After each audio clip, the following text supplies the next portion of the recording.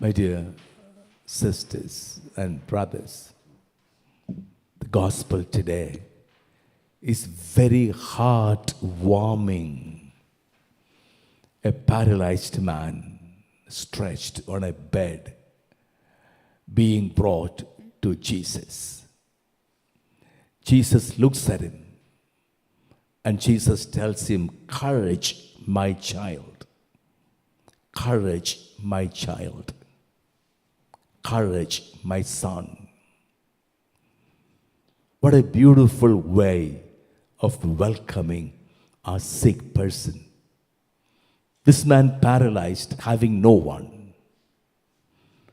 This man paralyzed in misery.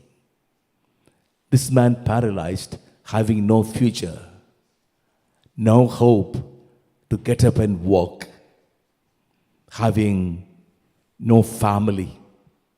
Some friends brought him to Jesus. Looking at the helpless situation of this man, Jesus calls him, "My child." What does that call mean? You are my child.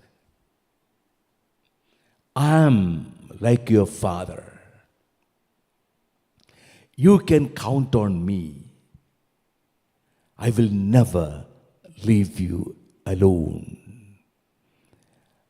As a parent would never abandon a sick child, I would never abandon you.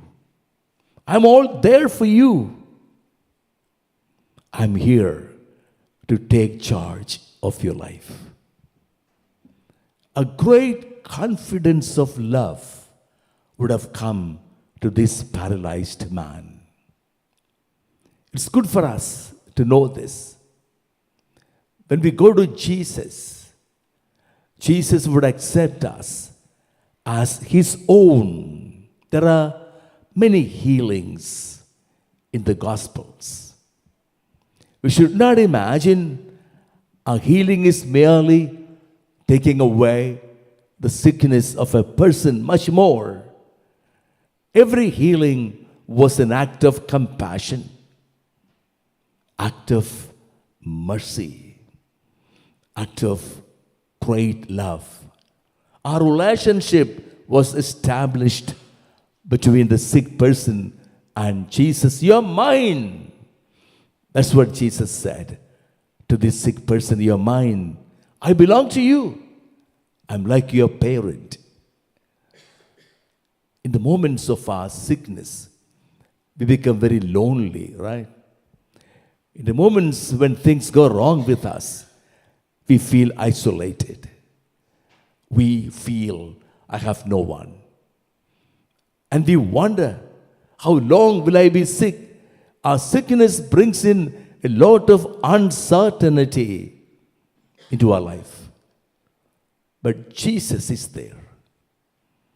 Jesus is fond of the sick. When we read the Gospels, we find this.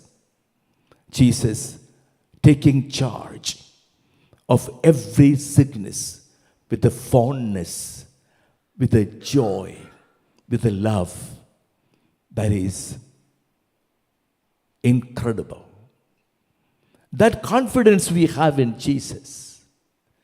Confidence. The Lord is there for me when I am sick. The Lord is there for me. Even if everybody abandons me, my Jesus is there for me. That confidence is given to us today in this gospel. And the first thing Jesus does is to forgive his sins. You know why? Whenever we fall sick, we have a certain feeling in our hearts that my sickness is caused by my sin. Don't we think so? I have committed some sin, and that's why I have fallen sick. I deserve this sickness because I was ungrateful to God. I did not pray. I did something wrong. and I am punished by God. Jesus does not want us to think that way. No. The moment I'm sick, Jesus does not think thoughts of punishment. No. Jesus thinks thoughts of compassion. And that compassion is the hope we have in Jesus. He will set me free. And he affirmed to the scribes and Pharisees. The scribes and Pharisees were sort of arguing within themselves. How can this man blaspheme like this? Who can forgive sins? And Jesus affirmed, I can. I can forgive sins. I have authority. I have authority on earth to forgive sins. In the moments of our sinfulness, we feel very ashamed. In the moments of our sinfulness, we feel very desperate. And we imagine even God is against me because my sin was against God. When God is against me. But the opposite, in the moments of my sinfulness, my God is there for me. My God is waiting to exercise his authority over me.